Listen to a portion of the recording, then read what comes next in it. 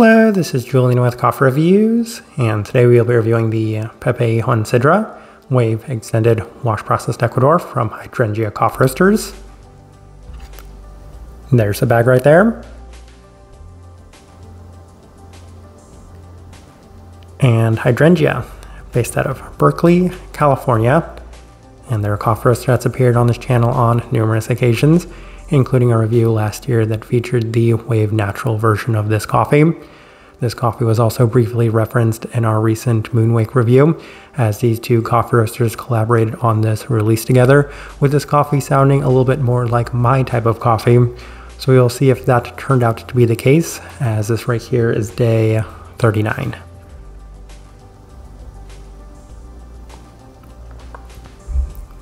And recipe we went with for this coffee was our standard recipe at a 16:1 water to coffee ratio, brewed at 96 degrees Celsius, about 205 degrees Fahrenheit. And I like this one best through the Chemex, which indicates a more medium grind roast profile for this coffee. So this one is a little bit more on par with the older experiences that we've had from Hydrangea, which is to say that it is still lighter than the average American coffee roaster, but not necessarily the lightest out there, as this one did feel like it had a slight bit more development than the Moonwake version of this coffee that we had as well. So that's to say that we can either grade this one as being on the lighter side of that light medium, or I think that's honestly just kind of the best place to quantify this one. With that out of the way, let's go ahead and start discussing this coffee. Day 15, first impression, and we did opt for the V60, and the cup was offering a bit of the classical Citra-like aspects in a much more sweet sense, as there was mostly a soft citric forward profile with some complementary soft berry aspects to match as well, lending itself towards a pretty pleasant and nice start overall. Day 18 through the Chemex, and it was a pretty similar experience this time around, as it continues to skew in the more citric direction with more of the softer berry aspects following thereafter. Interestingly, it felt a little bit more like a ripe sweet banana tone to the cup in an even and clean sense, so this one was a little better. Definitely enjoying this experience a slight bit more, especially based off of the first couple of tries that we've had. We move on to day 21 as we opted for the April brewer, and the prominence of the berries is a little bit more pronounced today, as the listed lychee definitely felt much more apt than it had in any of the days that preceded it. The citric quality is a little toned down with a bit more of the savory earthiness present as well, lending itself towards a nice day. And I do have to say that it's kind of interesting just how much the other profiles within this coffee did seem to stand out on this day relative to the first couple of tries we'd had, which maybe did insinuate that a more flat bottom brewer might have a pretty different outcome for this coffee. We move on to day 24 as we opted for the V60 with Hydrangea's recipe.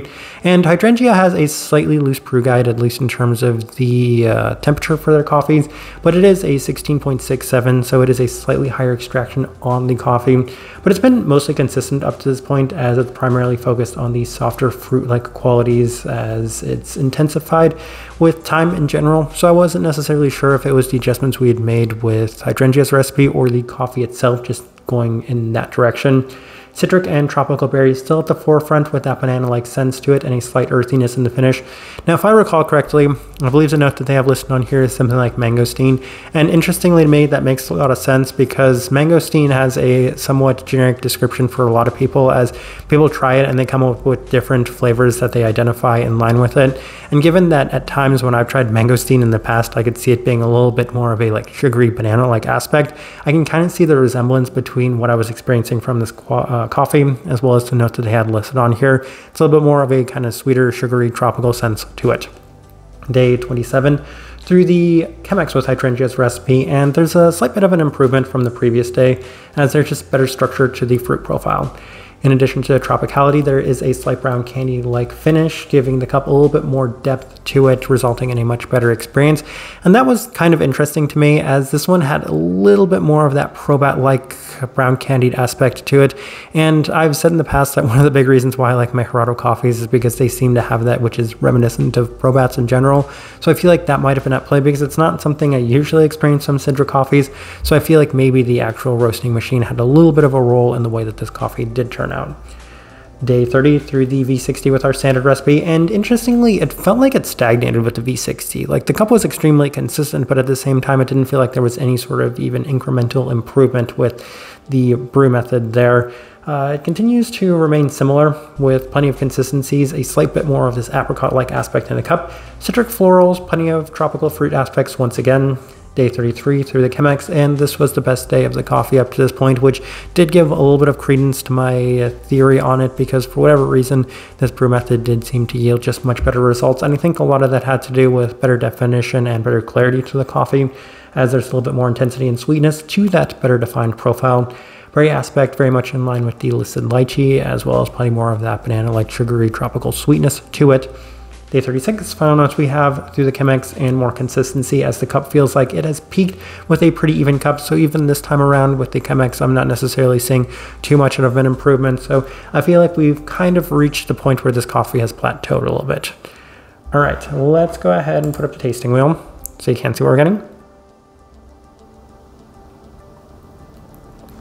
And we have quite a few level 4s, so let's go through those. And we'll start with the cleanliness level 4. So even though the term of the actual processing wave extended wash is a little ambiguous, this one acts like a wash processed coffee. So regardless of whatever the actual processing it is, it tastes like a wash processed coffee. It's clean like a wash processed coffee. And given that there's really nice definition to the entirety of it, it's no surprise to me that it reached that level 4 mark. There isn't anything to take away from it. There isn't any sort of fermentiness, graininess, funkiness to it. So true level 4 in every sense of that aspect. Finish level 4. And I do appreciate the finish in this coffee a lot, because while it does at times come in a little bit more of that soft berry sense and sometimes a little bit more in that citric sense, for the most part it does have that probat-like characteristic to it, which really did seem to help. And given that there's a little bit of depth to the finish in general, that's a really nice part of this coffee as well. So I'm happy with it being there at that level 4 alongside of the sweetness, which is coming in a number of specific directions. But as I'm kind of alluding to, there is that probat-like characteristic to it. But in addition to that, there are plenty of fruit aspects, most specifically in that berry-like sense. And it's a little bit more of that sugary berry-like sense, that sugary tropical berry sense, but in a much more clean and even sense.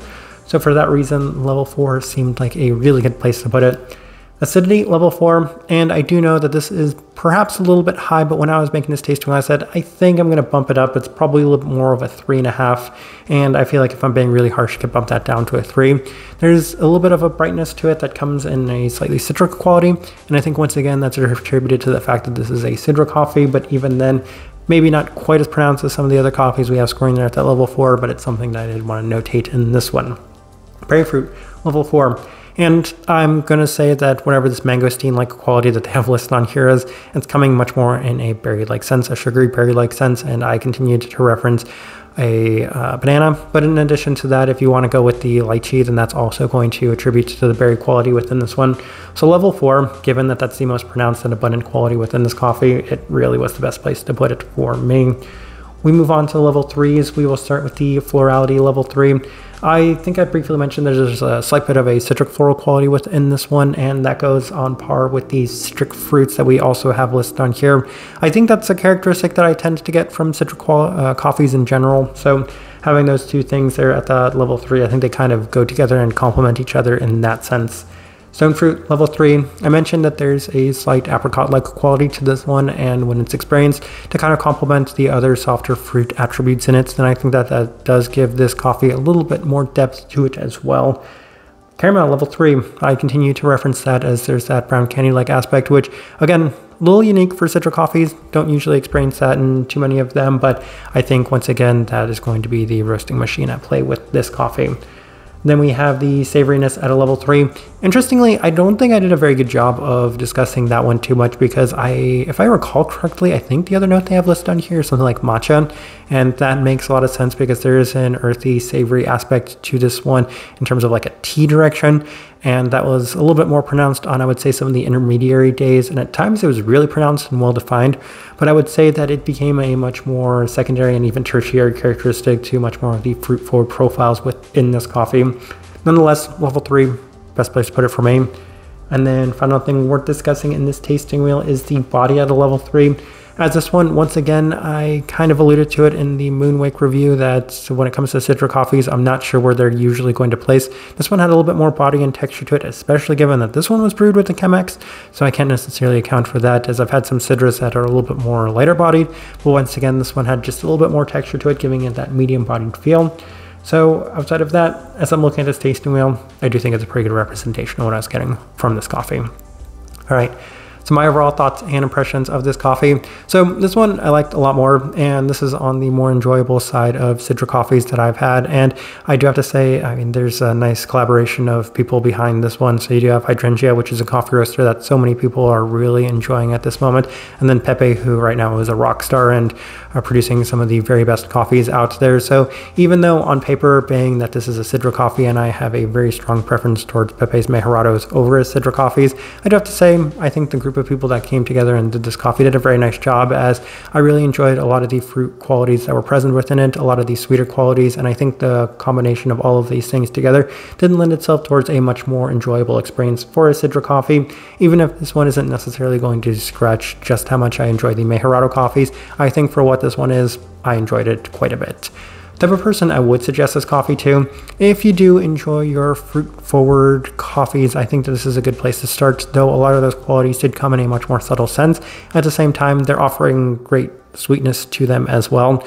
So terrific clarity, great sweetness. It's achieving a lot of the marks that I look for in coffees: sweetness, clarity, the fruit-forward profile. And while the florals may not necessarily be the most abundant quality, I think it does offer enough depth to kind of make up for that, especially given that there is that tea-like quality to it. And the fruit profile is a little bit more, we'll say, varied as well, as you get a number of different things throughout this one. So that's the best direction I can point somebody towards for this one, and the best way I can leave this review. If you by chance had an opportunity to try this coffee, I'd love to know your thoughts and impressions of it as well. If you're enjoying the content, give this video a like, subscribe if you're not already subscribed. This right here has been a review of the Pepe Hijón Sidra Wave Extended Wash Processed Ecuador from Hydrangea Coffee Roasters. Thank you for watching.